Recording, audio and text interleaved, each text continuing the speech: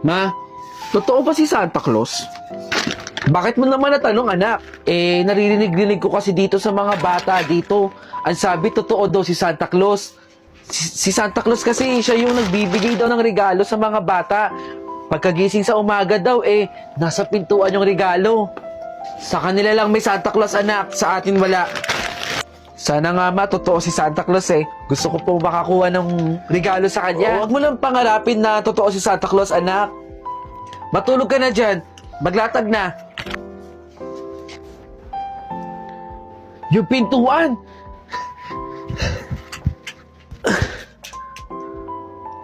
Wala. O anak, anong ginagawa mo? Hindi ba't sinabihan na nga kita na hindi nga totoo si Santa Claus? Sa kanila lang uso yun.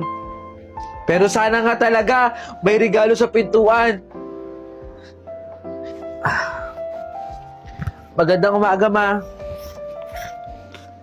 Yung pintuan.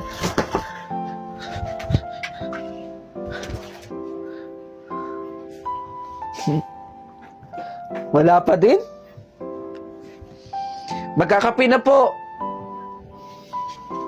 Hoy, alam niyo bang meron ako natanggap na regalo kagabi? Hala, ako din eh. May nakita ko sa pintuan. Grabe, sobrang ganda ng regalo.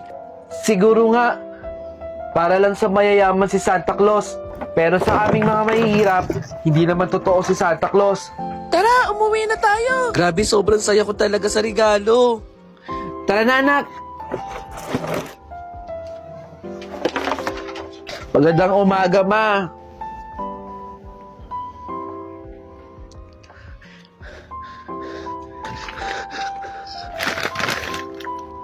Totoo ba to? Dahil si Santa Claus na inantay mo, ay kumita ng konting pera. Totoo nga si Santa Claus!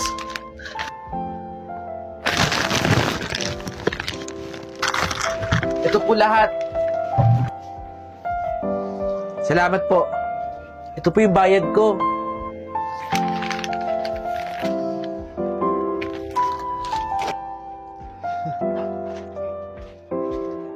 Oo naman, kumain ka na lang kumain dyan. Hoy! Ang pamangking kong magaling! Kamusta ka?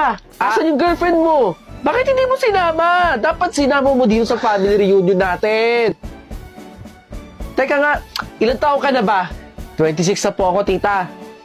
26? Oh, asan yung girlfriend mo? Naku baka boyfriend yan. Bawal yan sa pamilya natin. Tandaan mo. O siya, sige, kumain ka na doon. Tahimik ka na dyan agad, pamangkin. Baka nga, no? Eto na yung regalo ko sa'yo. Kunin mo na. Uy! May! Hello po, tita. Ba't ang laki ng tiyan mo? Buntis ka ba? Hindi po. Busog lang po ako, tita. Ha? Hindi ka buntis? So, tumaba ka? Diyos ko po, tumaba ka, May! Teka, ilang taon na kayong kasal, di ba na asawa mo? 2 taon na po kaming kasal. Bakit hindi ka pa nagkakaanak? Dapat magkaanak na kayo. Basta, nag-advise lang ako dapat magkaanak na kayo. Next year, i-goal nyo na yan ang asawa mo, ha? Uy, kumare, sige, papunta na ako dyan. Oo naman. Yung anak ko nakagraduate na, no? Doktor na yun. Sa inyo, ha? Mamaya pupuntahin dito, bibisitahin tayo. Uy, si Pinsan, no? Pinsan! Pinsan! Kamusta ka na? Sabi ko naman kasi sa iyo dapat nag-aral ka. Oh, tignan mo ngayon, kung ano yung tsura mo ngayon. Mahirap na tao pa din. Hay nako, Pinsan, dapat yung mga anak mo nakatapos na din, ha? Katulad ng mga anak namin. Nakakahiya nga pumunta dito, Huwag ka nang mahiya. Tayo na magpapamilya dito, Pagkakahiyaan pa ba tayo?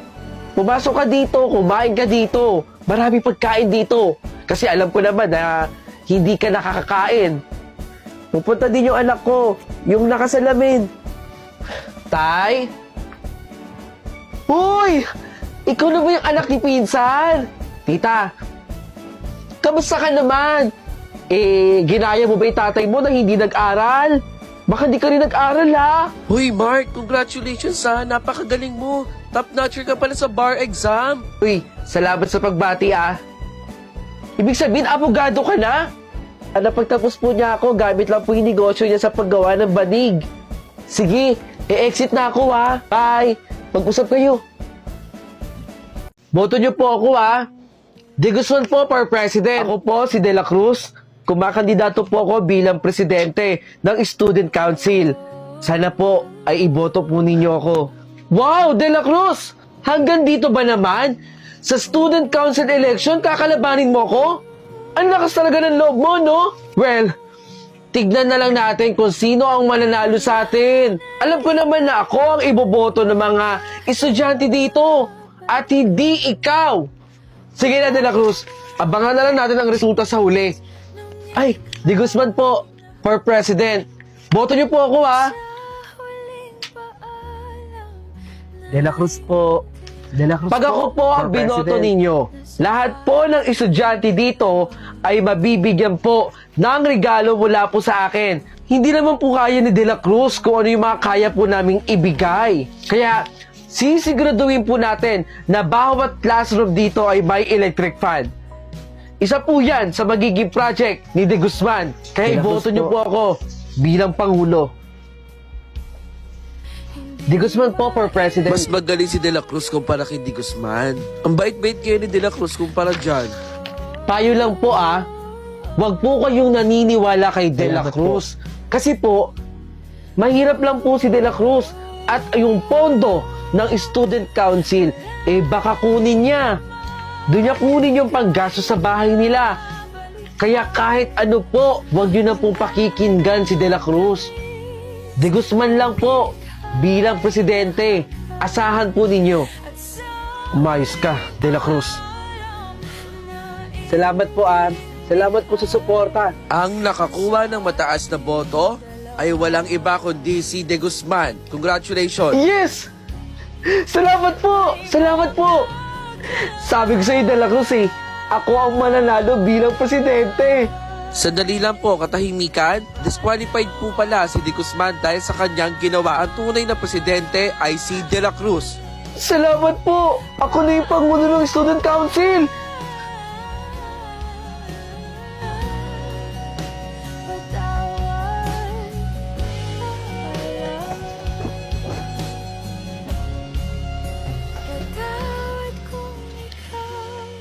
Two, 5, 6 San Miguel Street. Ito na nga. Tao po. Tao po. Mukhang wala naman tao dito. Nasa kayong tao dito. Tao po. Trespassing na. Kung trespassing, papasok ako dito. Dito yung apartment na sinabi sa akin Sakto. Bukas pala yung pinto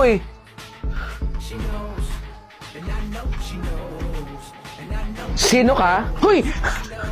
Akala ko walang tao dito. Kanina pa ako kumakatok dun sa labas. Ikaw ba si Clarence? Oo, ako si Clarence. Ako si Judel. Ako yung makakasama mo dito sa apartment. Tama.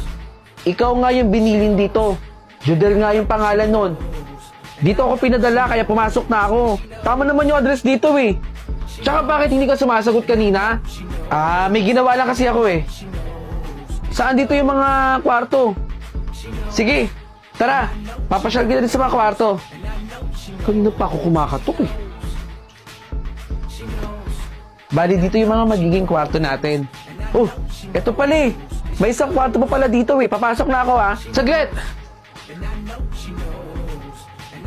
Huwag kang pumasok dyan. Kabilin-bilin na ng may-ari na walang kahit sinong pwedeng pumasok dyan.